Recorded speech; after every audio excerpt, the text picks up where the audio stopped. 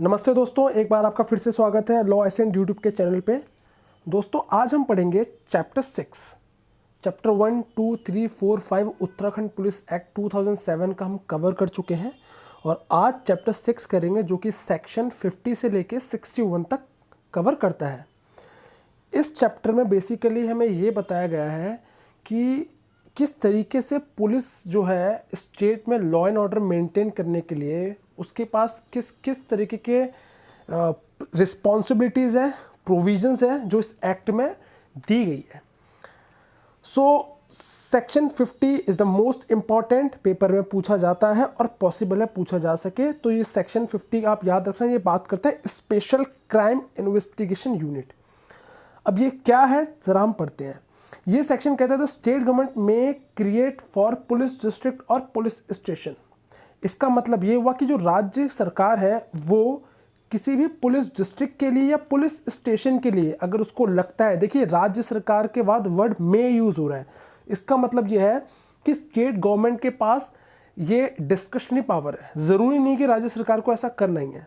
तो अगर लगता है राज्य सरकार को कि किसी भी पुलिस डिस्ट्रिक्ट के लिए या पुलिस स्टेशन के लिए एक अलग से क्राइम इन्वेस्टिगेशन यूनिट बनाने की रिक्वायरमेंट है तो स्टेट गवर्नमेंट ऐसा कर सकती है, ऐसा क्रिएट कर सकती है।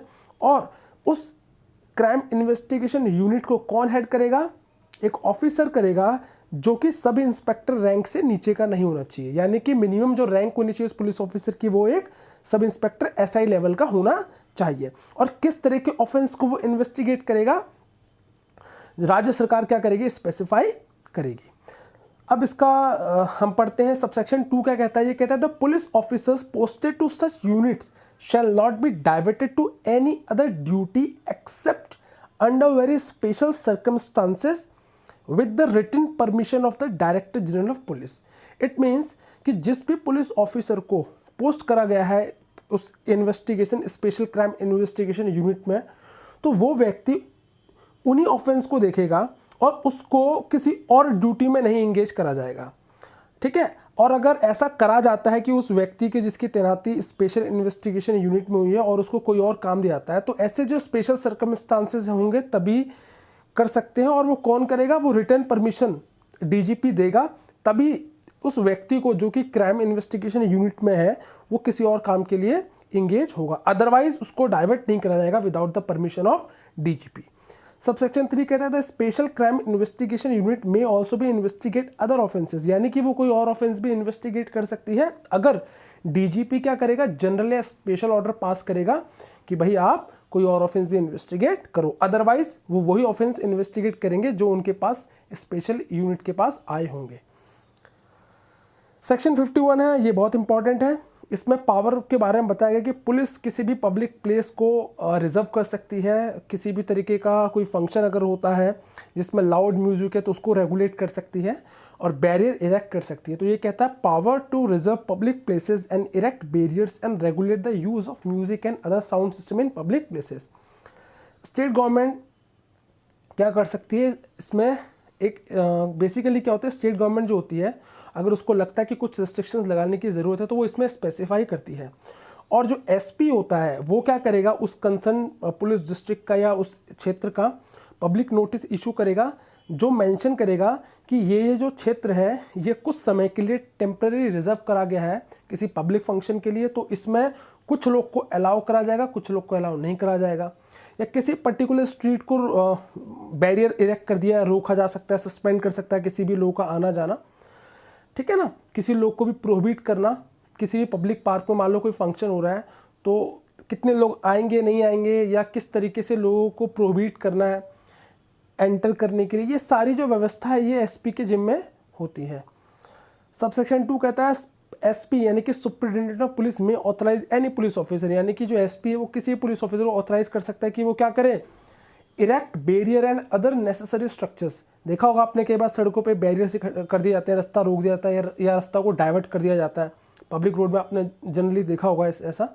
ये लॉ एंड ऑर्डर के लिए अगर उसको लगता है कि ज़रूरी है, ठीक है, लॉ एंड ऑर्डर मेंटेन करने के लिए, तो इस तरीके के ये स्टेप्स जो एसपी ले। अभी किसान आंदोलन आप देख रहे हो, रोडों को क्या कर रखा है पुलिस ने, पूरी तरीके से बैरियर लगा रखा है।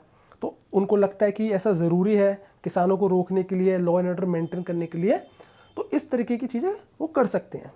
ठीक है।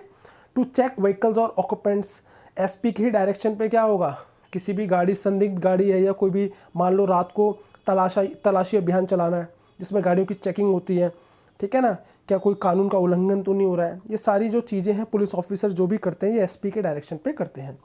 सबसेक्शन 3 कहता है कि the district superintendent of police और any officer not below the rank of assistant deputy superintendent of police, यानी कि या तो डीएसपी रैंक का व्यक्ति हो या असिस्टेंट या deputy superintendent of police rank का, उससे नीचे का ना हो, वो रेगुलेट कर सकता है किस चीज़ को, कहीं पे भी मान लो फंक्शन हो रहा है, पब्लिक फंक्शन हो रहा है, ठीक है ना, गली में मोहल्ले में, तो वहाँ डीजे चल रहा है सपोज करो, ठीक है, ये शादी हो रही है, अब वहाँ डीजे का म्यूज़िक 10 बजे के बाद चल रहा है या डीजे म्यूज़िक बहुत हाई है, तो ऐसे केस में ये जो ऑफिसर्स हैं यानी कि डिस्ट्रिक्ट सुपरिटेंडेंट ऑफ पुलिस हो गए या असिस्टेंट डिप्टी हो गए, ये टाइम टू टाइम इनको लगता है तो जो वॉल्यूम जो है म्यूज़िक का या साउंड सिस्टम का उसको रेगुलेट कर सकते हैं, ठीक है।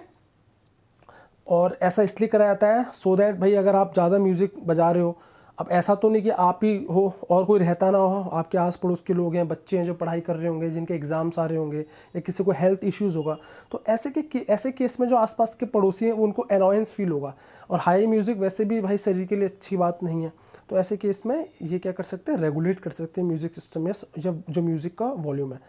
सेक्शन 52 वेरी इंपॉर्टेंट है, maintenance of law and order, यानी कि ऑब्वियसली बात है स्टेट सब्जेक्ट है, राज्य की पुलिस का जिम्मा होता है कि लॉ एंड ऑर्डर को मेंटेन करें। तो किसी भी पुलिस डिस्ट्रिक्ट की अगर हम बात करते हैं तो जो एसपी होता है वो डीएम के कॉन्फ्रेंस यानी कि डीएम की सहमति के साथ, जब DM generally special order pass कर सकता है इन चीज़ों के लिए जो ज़रूरी है लॉ एंड ऑर्डर को मेंटेन करने के लिए, ठीक है। कोई भी अम्यूज़मेंट, पब्लिक अम्यूज़मेंट का मतलब होता है, अम्यूज़मेंट का मतलब है मनोरंजन, कोई भी पार्क मान लो, ठीक है, रिक्रिएशनल पार्क हो गया, पब्लिक प्लेसेस है, वहाँ पे अगर उनको लगता है कि लॉ एंड ऑर्डर के लिए सर्टेन लोगों को प्रोहिबिट करना है उस पार्क में आने के लिए, या कोई पार्क है जहाँ पब्लिक एंटरटेनमेंट होता है या, ठीक है ना, तो लोगों को रेगुलेट करना है और ऐसा ज़रूरी है जनरल इंटरेस्ट पब्लिक के लिए, तो ऐसे केसेस में लॉ एंड ऑर्डर को ध्यान में रखते हुए, लोगों की सेफ्टी को ध्यान में रखते हुए पुलिस जो है वो रेगुलेट कर सकती है। बी में क्या गया, रेगुलेटिंग द एंट्री और exit at any place of public amusement, public entertainment और at any place of public meeting और assembly and providing for the maintenance of public peace and prevention of disturbance place.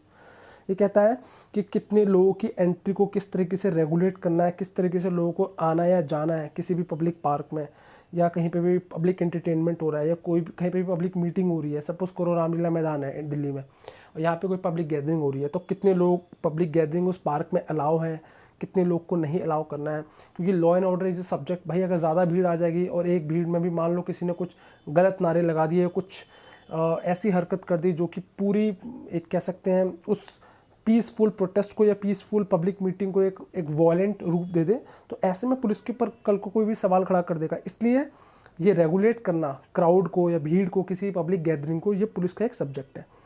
अगर regulating all assemblies and procession on public road, आप देखते होंगे public road में जब एक राजनीति रैलियाँ निकलती हैं या किसी व्यक्ति की मौत हो जाती है तो उसकी शव यात्रा निकाली जाती है, तो उस भीड़ को कंट्रोल करना पूरे रास्ते, ठीक है ना, टाइम टू टाइम पास, लोगों को ज़्यादा देर पे भीड़ को खड़े नहीं होने देना, और ताकि लोग भी चलते रहे और ट्रैफिक भी चलता रहे, ये सारी चीज़ों की जिम्मा भी पुलिस के ऊपर है। It shall be the duty of any person intending to organize a procession on any road or street or thoroughfare or to convene a public meeting at any place to inform DM, the district superintendent of police and officer in charge of concerned police station। ये बहुत important है। अगर कोई event organise करा रहा है, procession यात्रा निकालनी है, ठीक है ना, सड़कों पे निकलनी है, गलियों पे निकलनी है, तो ऐसे में जो व्यक्ति ऑर्गेनाइज कर रहा है इस पूरे इवेंट को, उसकी जिम्मेदारी है कि वो इसकी इन्फॉर्मेशन किसको दे, डीएम को दे, कंसर्न उस क्षेत्र के डीएम को दे, उस क्षेत्र के जो superintendent district superintendent of police है उसको दे, और जो उस कंसर्न थाने का जो ऑफिसर इंचार्ज यानी एसएचओ है उसको दे।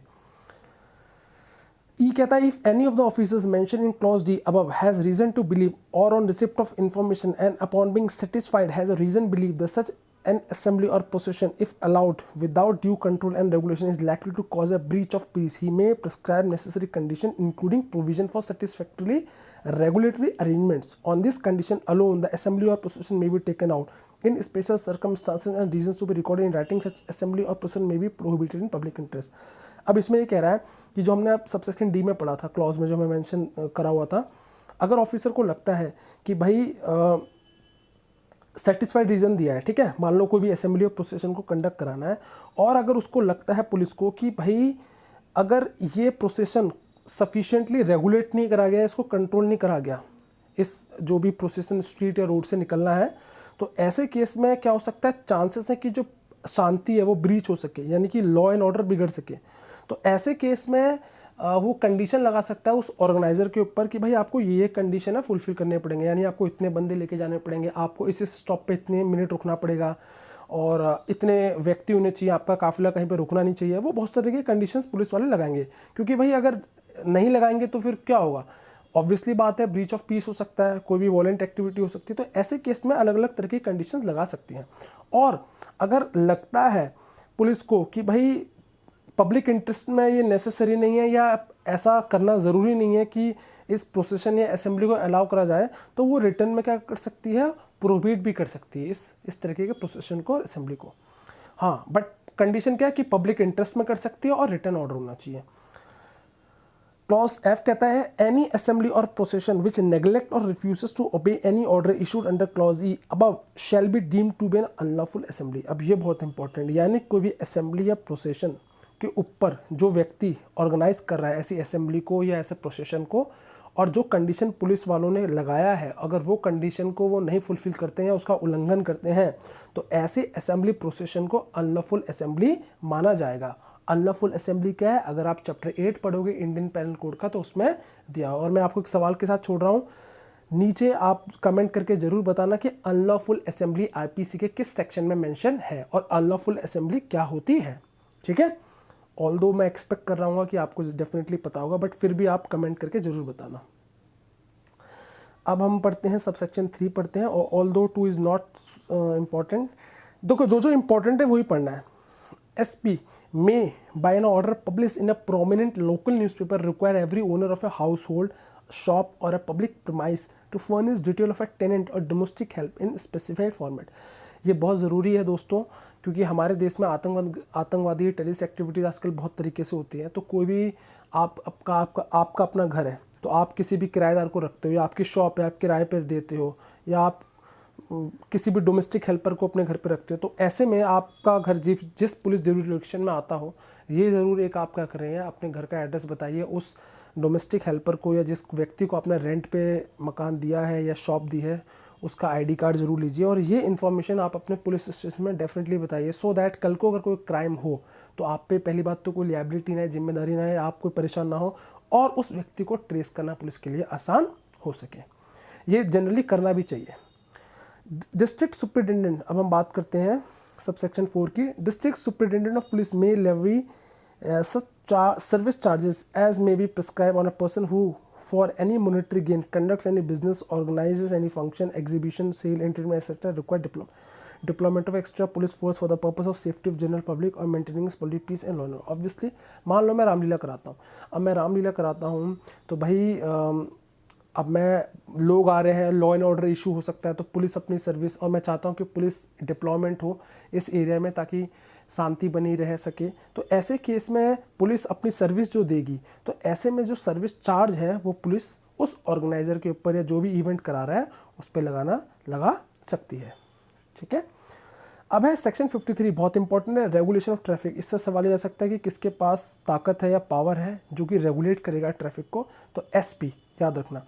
सुपरिटेंडेंट ऑफ पुलिस जो है वो टाइम टू टाइम क्या करेगा, इशू गाइडलाइंस या डायरेक्शन इशू करेगा कि किस तरीके से पब्लिक रोड जो है उसको स्मूथ बनाया जा सके, गलियों को स्मूथ बनाया सके, ताकि जो भी गाड़ियाँ चल रही हैं, जो भी बाइक्स चल रहे हैं, जो भी लोग चल रहे हैं, जो भी जानवर चल रहे हैं, वो रोड की जो फंक्शनिंग है वो स्मूथ हो, यानी कि जो मूवमेंट है वो चलता रहे, ट्रैफिक जो है स्मूथ तरीके से काम करता रहे, इंक्लूडिंग बाईसाइकिल्स ऑल्सो। और गाड़ी की पार्किंग किस तरीके से हो क्या ना हो, ये सारे जो है रेगुलेशन जो होते हैं ट्रैफिक को लेके SP direction time to time issue करता है। Section 54 very important, witness protection. State government क्या करेगी, शैल है यहाँ पे, शैल का मतलब है कि ये मैंडेटरी है, वो विटनेस प्रोटेक्शन पहली बात तो याद रखिए क्यों ज़रूरी है। देखिए कोई भी ऑफेंस हुआ है तो विटनेस की प्रोटेक्शन बहुत ज़रूरी है, स्पेसिफिकली अगर हम कहते हैं क्रिमिनल ऑफेंस हुआ है, क्योंकि सारी जो क्रिमिनल प्रोसीडिंग है वो किस पे डिपेंड करती है, वो डिपेंड करती है जो डिपोजिशन दी जाएगी विटनेस के द्वारा। और एक व्यक्ति की विटनेस प्रोटेक्शन एक ह्यूमन राइट भी है, तो ये ज़रूरी है स्टेट गवर्नमेंट को कि वो क्या करे, इंश्योर करे हर विटनेस की प्रोटेक्शन। और इसलिए राज्य सरकार के पास क्या है, इसके ऊपर रूल्स बनाई हैं सरकार ने, राज्य सरकारों ने। अब ये क्या कहता है, सबसेक्शन 2 कहता है कि state government or an officer authorized by the state government may apply to the court having jurisdiction for declaring a witness as a protected witnesses. इसका मतलब ये हुआ कि अगर विटनेसेस प्रोटेक्टेड डिक्लेयर होगा तभी उसको विटनेस प्रोटेक्शन मिलेगी। टर्म्स एंड कंडीशन क्या है क्या नहीं है वो कोर्ट डिसाइड करेगा। और स्टेट गवर्नमेंट या स्टेट गवर्नमेंट की तरफ से कोई ऑफिसर या राज्य सरकार की तरफ से कोई व्यक्ति या राज्य सरकार खुद वो कोर्ट में क्या करेगी, कोर्ट में अप्लाई करेगी।